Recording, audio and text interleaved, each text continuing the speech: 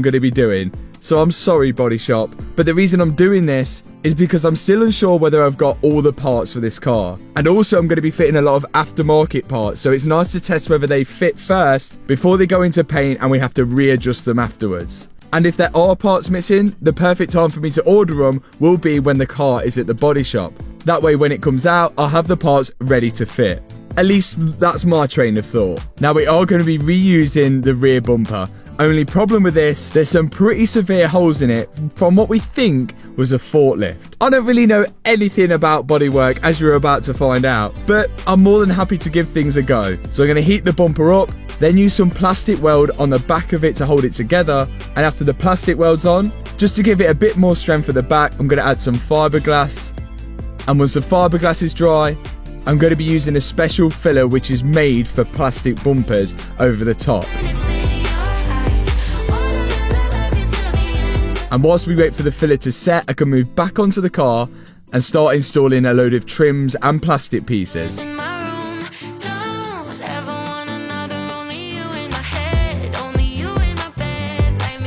Next thing to go on is the front wing. Again, I'm not going to be replacing this because there's only a few small dents in it, which I think the body shop should be able to sort out before paint. And with the front wing on, I can put on the new side skirt, and we'll get to all the prices later in the video. But now it's starting to look like more of a car. With this special bumper filler dry, I can then start sanding it down to try and get it nice and smooth. And once I've done that, I can then start to add normal body filler, because I feel this was a lot easier to shape and get right before paint. And whilst I wait for that to dry, I can start to add more plastic pieces which hold the rear bumper in place. And then I'm back at it with the sandpaper on the rear bumper.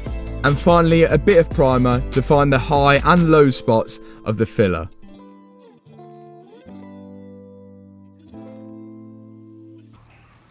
Well, it's definitely not as easy as it looks, but it's definitely better than what it was. This side we have no hole on there now, it's primed up. The body shop could definitely touch it up and make it look a lot better than what I have. This side was the worst side, and the thing you may notice is that it was really hard to keep the body line consistent throughout the whole of the rear bumper, and it does go off a bit there. When the diffuser's on, maybe it will distract a bit from it, but it definitely needs touching up from the body shop. At least I gave it a go myself, and I've learned quite a lot. Now this rear bumper's about to go on.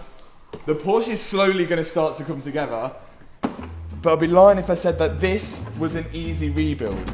But let me show you what was an easy build. This website I built using Squarespace, who have sponsored today's video.